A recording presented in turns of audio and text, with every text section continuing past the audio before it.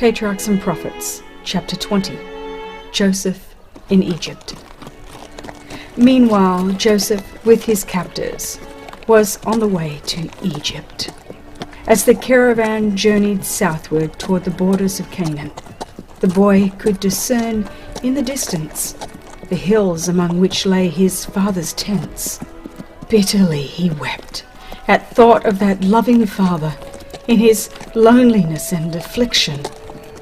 Again the scene at Dothan came up before him. He saw his angry brothers and felt their fierce glances bent upon him. The stinging, insulting words that had met his agonized entreaties were ringing in his ears. With a trembling heart, he looked forward to the future. What a change in situation from the tenderly cherished son to the despised and helpless slave.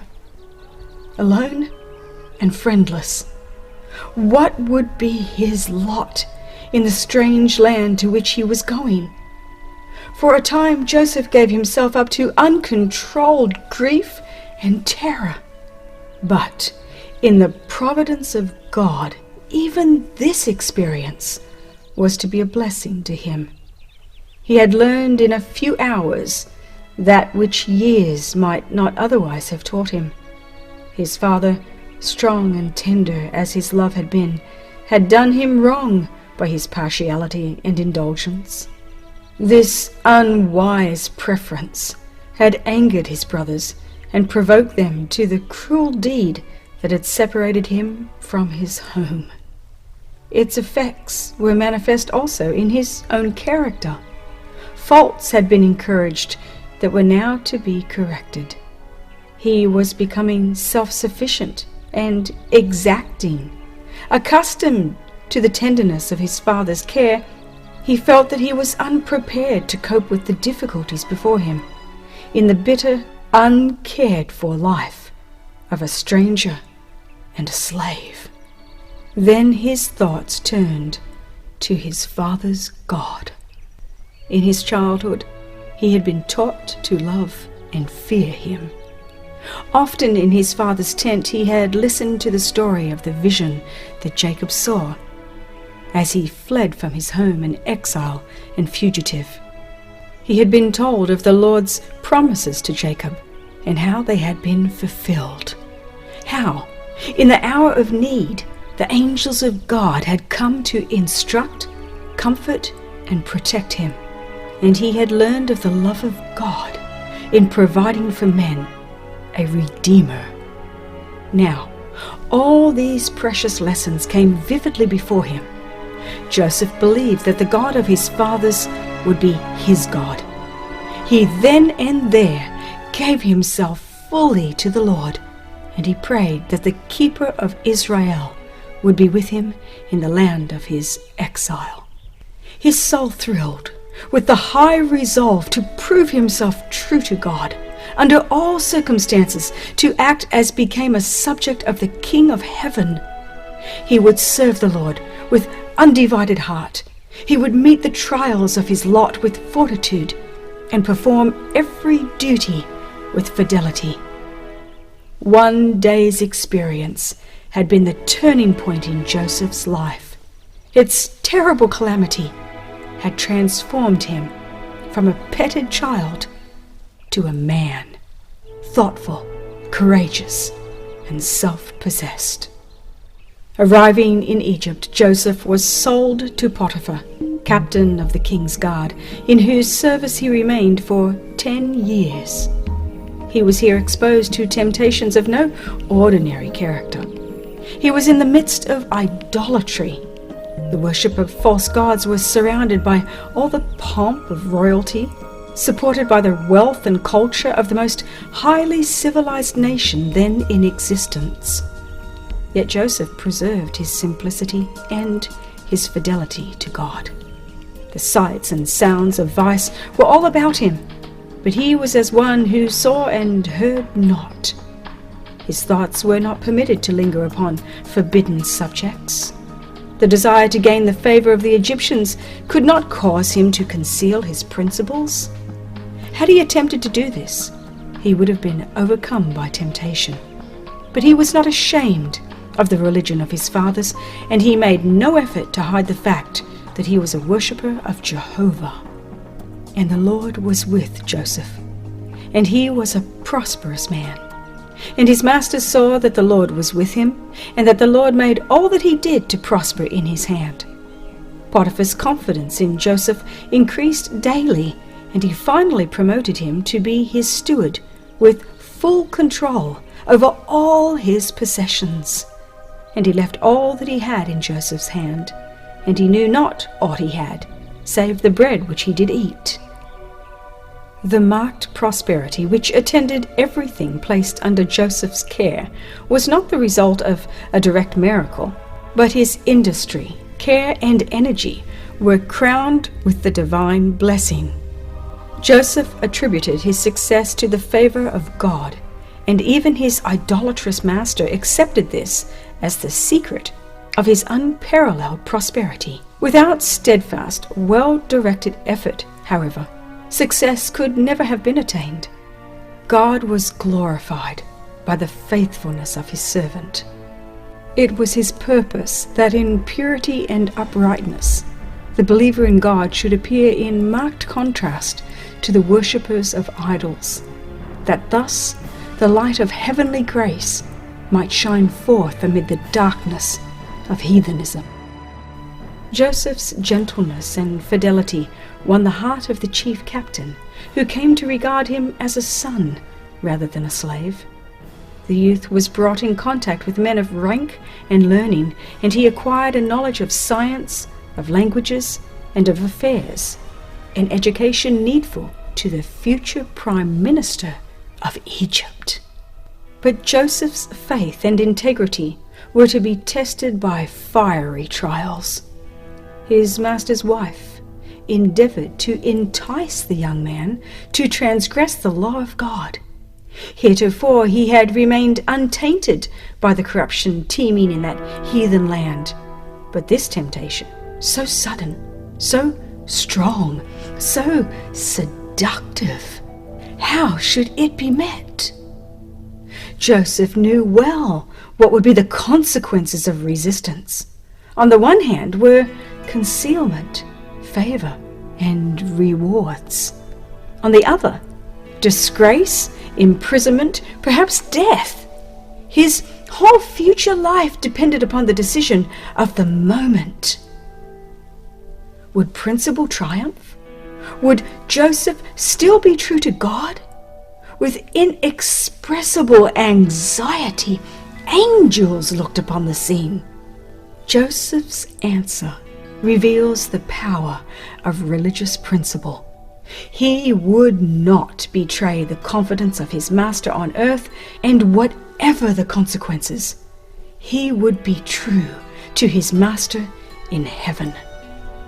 Under the inspecting eye of God and holy angels, many take liberties of which they would not be guilty in the presence of their fellow men. But Joseph's first thought was of God. How can I do this great wickedness and sin against God? He said.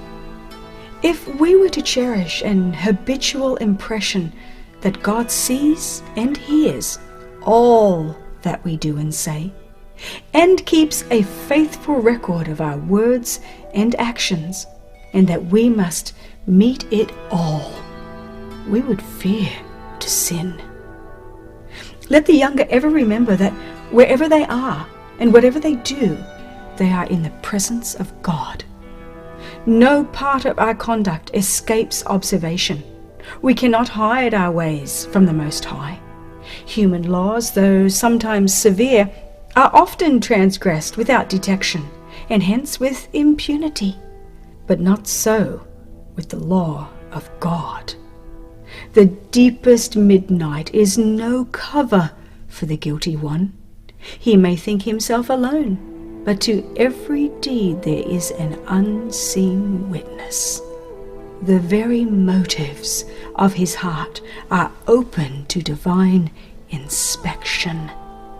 Every act, every word, every thought is as distinctly marked as though there were only one person in the whole world, and the attention of heaven was centered upon him. Joseph suffered for his integrity, for his tempter revenged herself by accusing him of a foul crime and causing him to be thrust into prison. Had Potiphar believed his wife's charge against Joseph, the young Hebrew would have lost his life, but the modesty and uprightness that had uniformly characterized his conduct were proof of his innocence. And yet, to save the reputation of his master's house, he was abandoned to disgrace and bondage. At the first, Joseph was treated with great severity by his jailers. The psalmist says his feet they hurt with fetters. He was laid in chains of iron until the time that his word came to pass. The word of the Lord tried him. But Joseph's real character shines out even in the darkness of the dungeon. He held fast his faith and patience. His years of faithful service had been most cruelly repaid, yet this did not render him morose or distrustful. He had the peace that comes from conscious innocence, and he trusted his case with God. He did not brood upon his own wrongs, but forgot his sorrow in trying to lighten the sorrow of others. He found a work to do, even in the prison.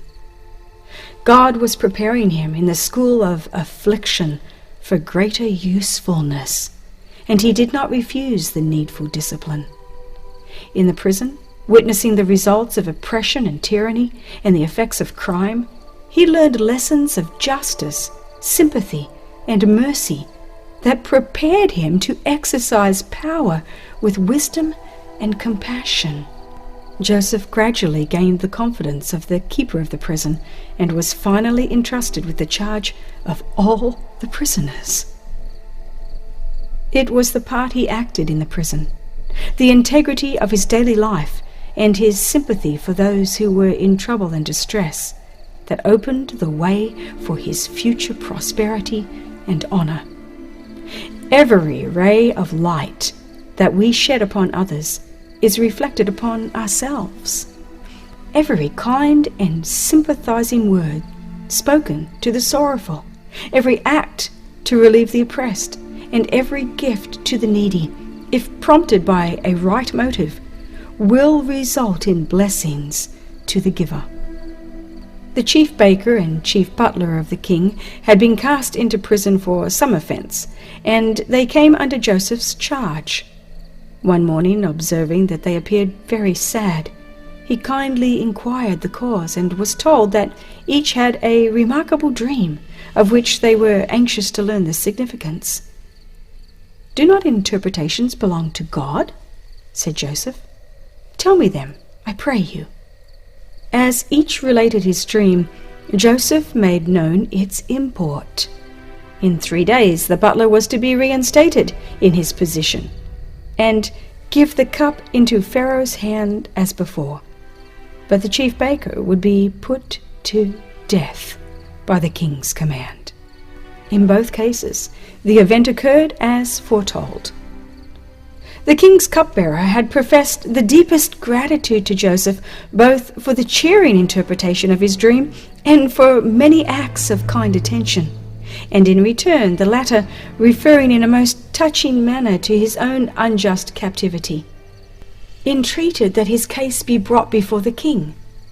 "Think on me," he said, "when it shall be well with thee, and show kindness, I pray thee, unto me, and make mention of me unto Pharaoh, and bring me out of this house, for indeed I was stolen away out of the land of the Hebrews, and here also I have done nothing that they should put me into the dungeon." The chief butler saw the dream fulfilled in every particular, but when restored to royal favor, he thought no more of his benefactor. For 2 years longer Joseph remained a prisoner. The hope that had been kindled in his heart gradually died out, and to all other trials was added the bitter sting of ingratitude. But a divine hand was about to open the prison gates. The king of Egypt had in one night 2 dreams, apparently pointing to the same event and seeming to foreshadow some great calamity. He could not determine their significance, yet they continued to trouble his mind. The magicians and wise men of his realm could give no interpretation. The king's perplexity and distress increased, and terror spread throughout his palace. The general agitation recalled to the chief butler's mind the circumstances of his own dream.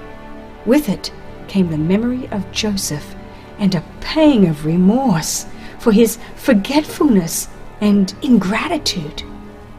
He at once informed the king how his own dream and that of the chief baker had been interpreted by a Hebrew captive, and how the prediction had been fulfilled. It was humiliating to Pharaoh to turn away from the magicians and wise men of his kingdom, to consult an alien and a slave. But he was ready to accept the lowliest service if his troubled mind might find relief. Joseph was immediately sent for. He put off his prison attire and shaved himself, for his hair had grown long during the period of his disgrace and confinement. He was then conducted to the presence of the king. And Pharaoh said unto Joseph, I have dreamed a dream, and there is none that can interpret it. And I have heard say of thee that thou canst understand a dream to interpret it. It is not in me. God shall give Pharaoh an answer of peace. Joseph's reply to the king reveals his humility and his faith in God. His modesty disclaims the honor of possessing in himself superior wisdom. It is not in me. God alone can explain these mysteries. Pharaoh then proceeded to relate his dreams. Behold, I stood upon the bank of the river, and behold, there came up out of the river 7 kin, fat-fleshed and well-favored, and they fed in a meadow. And behold, 7 other kin came up after them, poor and very ill-favored and lean-fleshed, such as I never saw in all the land of Egypt for badness. And the lean and the ill-favored kin did eat up the first 7 fat kin. And when they had eaten them up, it could not be known that they had eaten them up, but they were still ill-favored as at the beginning. So I awoke. And I saw in my dream, and behold, 7 ears came up in one stalk, full and good, and behold, 7 ears withered, thin, and blasted with the east wind, sprang up after them, and the thin ears devoured the 7 good ears. And I told this unto the magicians, but there was none that could declare it to me. The dream of Pharaoh is one, said Joseph. God hath showed Pharaoh what he is about to do. There were to be 7 years of great plenty. Field and garden would yield more abundantly than ever before, and this period was to be followed by 7 years of famine. And the plenty shall not be known in the land by reason of that famine following, for it shall be very grievous. The repetition of the dream was evidence both of the certainty and nearness of the fulfillment. Now therefore, he continued, let Pharaoh look out a man discreet and wise, and set him over the land of Egypt. Let Pharaoh do this, and let him appoint officers over the land, and take up the 5th part of the land of Egypt in the 7 plenteous years, and let them gather all the food of those good years that come, and lay up corn under the hand of Pharaoh, and let them keep food in the cities, and that food shall be for store to the land against the 7 years of famine. The interpretation was so reasonable and consistent, and the policy which it recommended was so sound and shrewd, that its correctness could not be doubted. But who was to be entrusted with the execution of the plan? Upon the wisdom of this choice depended the nation's preservation. The king was troubled, For some time, the matter of the appointment was under consideration. Through the chief butler, the monarch had learned of the wisdom and prudence displayed by Joseph in the management of the prison. It was evident that he possessed administrative ability in preeminent degree. The cupbearer now, filled with self-reproach, endeavored to atone for his former ingratitude by the warmest praise of his benefactor, and further inquiry by the king proved the correctness of his report. In all the realm, Joseph was the only man gifted with wisdom to point out the danger that threatened to the kingdom, and the preparation necessary to meet it. And the king was convinced that he was the one best qualified to execute the plans which he had proposed. It was evident that a divine power was with him, and that there were none among the king's officers of state so well qualified to conduct the affairs of the nation at this crisis. The fact that he was a Hebrew and a slave was of little moment when weighed against his evident wisdom and sound judgment. Can we find such a one as this is, a man in whom the Spirit of God is? Said the king to his counselors. The appointment was decided upon, and to Joseph the astonishing announcement was made. Forasmuch as God hath showed thee all this, there is none so discreet and wise as thou art. Thou shalt be over my house, and according unto thy word shall all my people be ruled. Only in the throne will I be greater than thou. The king proceeded to invest Joseph with the insignia of his high office. And Pharaoh took off his ring from his hand, and put it upon Joseph's hand, and arrayed him in vestures of fine linen, and put a gold chain about his neck, and he made him to ride in the second chariot which he had, and they cried before him, Bow the knee. He made him lord of his house, and ruler of all his substance, to bind his princes at his pleasure, and teach his senators wisdom. From the dungeon Joseph was exalted to be ruler over all the land of Egypt. It was a position of high honor, yet it was beset with difficulty and peril. One cannot stand upon a lofty height without danger. As the tempest leaves unharmed the lowly flower of the valley, while it uproots the stately tree upon the mountain top, so those who have maintained their integrity in humble life may be dragged down to the pit by the temptations that assail worldly success and honor. But Joseph's character bore the test alike of adversity and prosperity. The same fidelity to God was manifest when he stood in the palace of the pharaohs as when in a prisoner's cell. He was still a stranger in a heathen land, separated from his kindred, the worshippers of God, but he fully believed that the divine hand had directed his steps, and in constant reliance upon God, he faithfully discharged the duties of his position. Through Joseph, the attention of the king and great men of Egypt was directed to the true God, and though they adhered to their idolatry, they learned to respect the principles revealed in the life and character of the worshipper of Jehovah. How was Joseph enabled to make such a record of firmness of character, uprightness, and wisdom? In his early years, he had consulted duty rather than inclination, and the integrity, the simple trust, the noble nature of the youth bore fruit in the deeds of the man. A pure and simple life had favored the vigorous development of both physical and intellectual powers. Communion with God through his works and the contemplation of the grand truths entrusted to the inheritors of faith had elevated and ennobled his spiritual nature, broadening and strengthening the mind as no other study could do. Faithful attention to duty in every station, from the lowest to the most exalted, had been training every power for its highest service. He who lives in accordance with the Creator's will is securing to himself the truest and noblest development of character. The fear of the Lord, that is wisdom, and to depart from evil is understanding. There are few who realize the influence of the little things of life upon the development of character. Nothing with which we have to do is really small. The varied circumstances that we meet day by day are designed to test our faithfulness and to qualify us for greater trusts.